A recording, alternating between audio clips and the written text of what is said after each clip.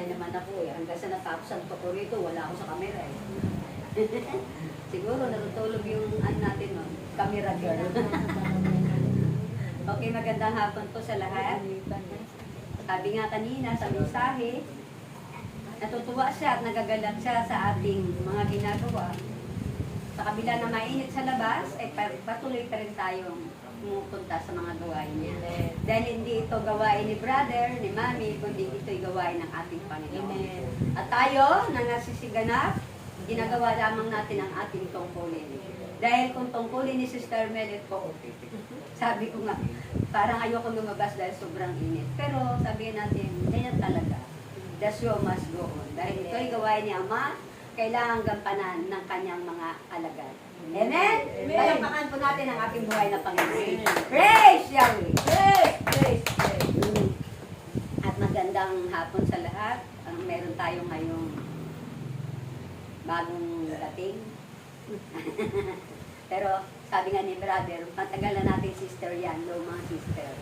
Pero sabi nga natin, maraming salamat at nandito sa ngayon para makarinig ng mabuting balita. Napakaganda ng ating pagbasa ngayong hapon. Si Jesus ang buhay at nagbibigay buhay. Si Jesus ang tubig kahit kailan hindi ka na mauuhaw o sa Kanya ka iinom. Na hindi naman talaga tayo pinabayaan ng Diyos. Mula nung tayo nakilala natin ang ating Panginoon, nung lumapit tayo sa Kanya, hindi na tayo nauuhaw at hindi na tayo nagugutom. Sabi nga natin, hindi pa matapos ang gawain, may merienda na naghihintay. Ganyan kabuti ang Diyos. Amen? Amen? Narito ba ang ating Panginoon? Amen. Kasama ba natin si Amang Yahweh? Amen. Palakpakan po natin ang ating buhay na Panginoon. Lumapit kayong lahat na napapagal sa akin. Magaang dalhin ang aking pamato. Ngunit, kapatid, pakinggan ninyo. Ngunit mag-aral nga kayo sa akin. Hindi exempted na hindi ka mag-aral ng kanyang salita dahil mahalaga ang salita ng Diyos. Amen. Dahil kung patuloy lamang tayong sumunod at hindi tayo nakikinig, walang kabuluhan. Wala rin kabuluhan. May pag-asa pa. Dahil ang Diyos, kahit hindi ka lumapit, ay Diyos pa rin yan. Tayo, kung hindi tayo lumapit sa Diyos, saan na kaya tayo? Baka nasa kangkungan na tayo. Lalo-lalo ng inyong lingkod. No? Praise the Lord. At lumapit tayong lahat sa ating Panginoon. Sa ating paglapit, hindi tayo nawalan. Lalo bagkos, tayo pinalakas. Amen? Amen? Dahil siya ang kagalingan. Amen. Lahat ay ibinigay sa atin. Siya ang nagpagaling sa anumang uri ng karamdaman. Kung ang patay ay kanyang binuhay, amen? Lahat yan ay ginawa ni Jesus. Ipinakita sa atin ang mga himala na yan. Ang mga himala na hindi magagawa ng tao, ngunit nagawa ni Amang Yahweh. Palakpakan natin ang ating buhay na Panginoon. Kaya nga, kung sino ang napapagod pa hanggang ngayon, pagod ka na? Aba, may panahon pa. Lumapit ka kay Amang Yahweh. Amen. Iyan naman ang ginagawa natin, amen? Na patuloy tayong lumalapit sa Kanya. Na katulad ng isang babaeng Kananeya, kung paano siya lumapit kahit sa kay hirap na.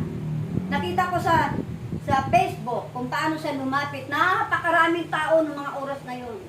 At hindi naman talaga lahat ng damit ni Jesus ay nahawakan niya. Parang dulo lang yata ng daliri niya ang nakahawak doon sa laylayan. Yung parang ganun lang. Parang gumanyan lang. Na talagang napakakapangyarihan ng Diyos. Amen? Na ipinakita doon, na sabi natin, naramdaman agad ng Diyos dahil doon sa babaeng paglapit na mayroong pananalig at pananampalataya. Amen. Kung may pananampalataya ka sa Diyos, palapit ka pa lang, alam niya ang kailangan mo. Amen. Paano ba yun? Talaga ang Diyos ay makapangyarihan talaga. Alam niya, sa leksik niya ang iyong puso. Kaya nga kapag bad ang iyong iniisip, huwag mo na ipagpatuloy. Magiging bad na talaga yan lahat-lahat. Kaya kung maganda ang iyong layunin sa paglapit sa Diyos, ibibigay ba agad? Agad-agad, Amen. Palakpakan po natin ang ating buhay na Panginoon. Katulad ng babaeng ito, na 13 taon na siyang dinudugo. Di mo?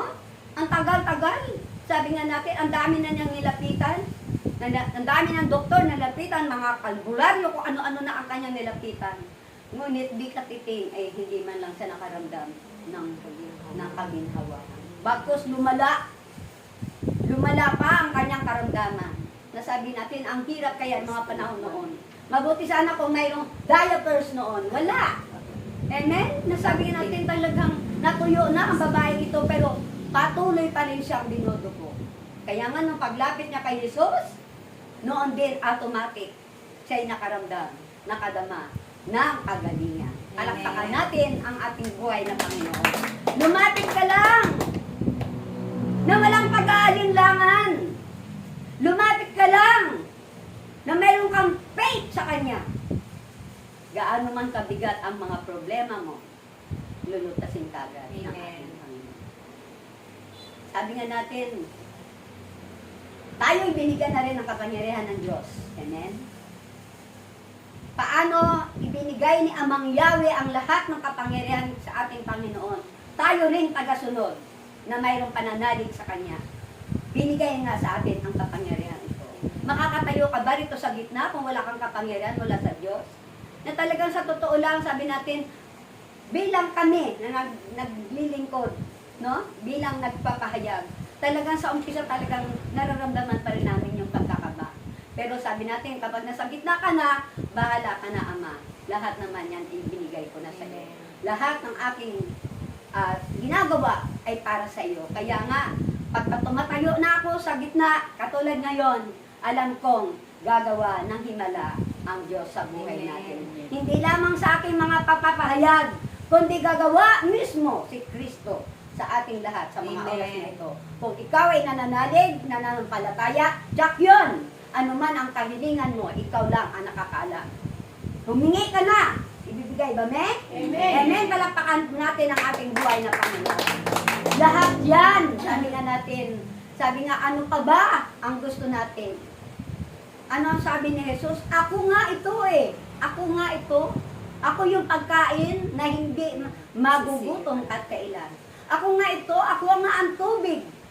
Inyong iinumin na hindi na kayo makakaramdam ng kauhawan. Na dati talagang sa totoo lang, nung wala pa tayo sa Diyos, talagang ang naramdaman natin lagi pagkauhaw. Maraming kabalisahan. Nagbabalisa ka palagi. Lagi ka nagkakaroon ng takot sa buhay. Wala kang kapanapagan. Patunay nga po na talagang kapag ikaw ay naka-Lord na, lahat ng yan ay ibinibigay sa atin. Nasabi ko, naranasan ko yun noong mga panahon noon. Pero ulit-ulitin ko pa ba ibigay na yung mga nangyayari sa buhay ko. Dahil malayo ka sa Diyos eh. Hindi ka kasi sumusunod. Hindi ka kasi naglilingkod. Ngayon, nandito na tayong lahat na naglilingkuran sa ating Panginoon. Aalis ka pa ba, me? Hindi na tayo aalis, mananatili na lang tayo sa paglilingkod sa ating bungay ng Panginoon. Tiyak yun! Ano man ang ating kahilingan, ano man ang ating hingin. Ibibigay ba? Amen. Matagal na! Amen. Ibinigay na sa ating lahat-lahat. Kapangyarihan lahat na. Ano pa ba? Wala na tayong hihilingin. Lahat ay ibinigay na sa atin. Marami pang mga himala na ginawa ang Diyos. Kung isa-isahin natin sa Bible, napakarami. At yan ay nabasa na natin lahat. Kaya lang ito ay nabalik tanaw lang natin ulit. Katulad ngayon sa ating pagbasa. Nasabi ko nga, oo nga. Kung wala ang Diyos sa buhay natin, ano nga ba ang mangyayari sa buhay natin? Wala. Kahit sa mga anak natin, hindi mo kaya yung pasunurin. Amen? Talagang nandoon talaga yung kawalan. Dahil ikaw na nanay na talagang laging nagbibigay ng ano sa anak mo ng inspirasyon dahil ikaw ay naglilingkod. Na tunay na makikita mo talaga na kapag ikaw ay talagang totoong naglilingkod sa ating Panginoon, ang lahat yan ay mapapasunod. Makakapangyarihan kasi ang salita ng Diyos. Amen? Nasabi nga natin, kung may mga trials man tayo sa buhay natin, pero sabi natin, nandyan nga siya. Yun lang ang paraan ng Diyos para ikaw ay lumapit sa Kanya. tumawag sa Kanya. Tsak, anuman ang iyong mga hinihingi. Ibinigay ba? Ibibigay ba? Amen. Ayan, talagang nalulungkot na ang bawat isa sa dahil mainit. Huwag na natin intindihin yung kainitan. Dahil sabi natin, masarap yan sa pakiramdam ni struggle dahil pinapawisan na ako. Kanina pa. Kaya nga, sabi natin, sabi ko nga kagabi kay Lord na, sabi ko nga, Lord, kung patuloy ako na ganito, yung nararamdaman ko ba na minsan ayaw kong tumayo. Failure talaga sa buhay. Na talagang hindi pwedeng hindi ka sa Kanya makikipag-usap dahil talagang wala ka talagang magawa bilang tao. Pero talaga kapag ikaw ay nakipag-usap sa Diyos, katulad ngayon ang mensahe sa akin, lumapit kang napapagal, napapagod ka na ba? Lumapit ka sa akin. Tawagin mo ako. Yun na yun. Kaya nga, sabi nga natin, oo nga, hindi ka talaga pahihindian ng Diyos kapag ikaw ay lumapit sa Kanya. Walang anak ng Diyos na lumapit sa Kanya na pahihindian ng Diyos sa iyong mga kaibigan. Kaya sabi natin, kung sa mga, minsan may oras na wala ng pag-asa, umasa ka pa rin. Tsak, nagagawa ng paraan. At tsak, nagagawa ng himala ang Diyos sa buhay. Amen. Hallelujah, hallelujah, hallelujah. Hallelujah, hallelujah, hallelujah. Hallelujah, hallelujah, hallelujah. Ang Diyos ang siyang pag-asa ng bawat isa. Hallelujah, hallelujah, Na hallelujah. nagkakaloob ng maraming bagay. Hallelujah, Siya ang Diyos hallelujah. na mayaman sa iyo. Hallelujah, Kung kaya't hallelujah. panaligan at pagkatiwalaan. Hallelujah, Pananampalataya. Hallelujah. Gusto-gusto. hallelujah. Na kailanman ay hindi Hallelujah. kayo mabibigay Hallelujah. sa inyong mga hangarin. Hallelujah, hallelujah, hallelujah. Pangalagaan ninyo at pangalagaan. Hallelujah, Ang kanyang mga hallelujah. gawain. Hallelujah. Ganon din ang inyong mga tungkulin. Hallelujah. Upang sa inyong Hallelujah. pagsusulit pagdating na Hallelujah. takdang Hallelujah. Hallelujah. kayo'y bibiyayaan. Hallelujah. Hallelujah. Dating pagpapalagay. Hallelujah. Hallelujah. Hallelujah. Alam mo, sa ating paglilingkod, minsan parang dumarating sa iyo yung panghihina. Yun. Alam mo, inalaala mo ang pamilya mo. Nakalingon ka sa kanila. Paano kung titigil ka na? Dahil siyempre, katulad yan, nanghihina ka naman minsan. Pero kapag tumawag sa iyo ang mahal mo sa buhay na ipanalangin mo ako, may paano ba yun? Nakakahiya naman kay Lord na hihingi ka na ng hihingi ng mga bagay na pang imposible eh. Hindi ka naman, kumbaga sa ano, ang dami mo ng pagkukulang.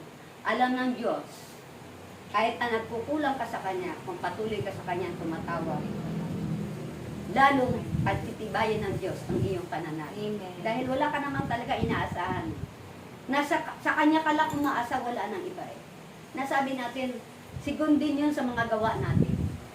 Kahit na hindi ka nakikita sa community, alam ng Diyos ang iyong kalooban sa liksik ng Diyos. Amen. Kaya nga, sa liksik ng Diyos ang puso mo, kaya nga, panahon na para ipagpatuloy natin gumawa ng kabutihan sa ating kapwa. Dahil ang likas na mabuti, sabi ng ating Panginoon, likas na mabuti at likas na mahabagin. Kahit na alam mo na ikaw walang-wala na, ngunit patuloy ka pa rin nagbibigay sa iyong kapwa kahit sa maliit na bagay. Diyan natutuwa ang Diyos. Kaya nga, kawang-gawa ka rin. Paano mo masasabing mahal mo ang iyong kapwa hanggang ngayon hindi ka pa rin nakakapagkawang-gawa? Kahit na maliit na bagay na ipagtalog mo sa iyong kapatid, tiyak, nagagawa ng himala ang Diyos sa buhay natin. Amen? Amen. Nasabi nga natin, may gantimpala. Ayan. Si Sister Tess, ang galing magsalita niyan, gantimpala. Gantimpala, papalain ka pa. Na talagang pagpapala nga ng Diyos. Kaya nga, gawin mo ang tungkulin mo sa Diyos. Makikipag-usap palagi tayo sa ating Panginoon. Ano man ang iyong pagkukulang, Sister Mel, tiyak, ang ating Panginoon nandyan. Bukas palad palaging nakaugnay sa iyo. Amen. Dahil ikaw na patuloy na nakipag-usap sa Kanya, na ikaw na patuloy na lumalapit sa Kanya, hindi ka tumitigil, hindi ka humihinto. Tiyak yun. Gagawa ba ng himala Amen. sa buhay natin? Amen. Lalo na sa community natin? Mahal niyo ba ang iyong kapwa? Amen. Sabihin mo nga, Mi. Naantok ka na si Memi? Huwag mo akong tulugan, Mi. Nakikinig lang. Dahil kalating oras pa. Alating ko na pala. Sige lang. Okay, maraming salamat talaga kay Amang Yahweh. Nasabi natin tayo na binigyan ng kapangyarihan ng Diyos upang magpahayag, ipagpatuloy na lang natin. Huwag na tayong tumigil, huwag tayong huminto. Kung si brother ilang taon na naglilingkod sa ating Panginoon, hindi sa tumigil, hindi siya huminto. Bakit? Alam ko, marami ng pagpapala si brother. Amen? Amen. Kung si brother yung pinagpala, siyempre tayo mga tagasunod. Amen. Pagpapalain din ba? Amen. Amen. Palapakan pa natin ang ating buhay na Panginoon. Praise Yahweh. Thank you po, Ama.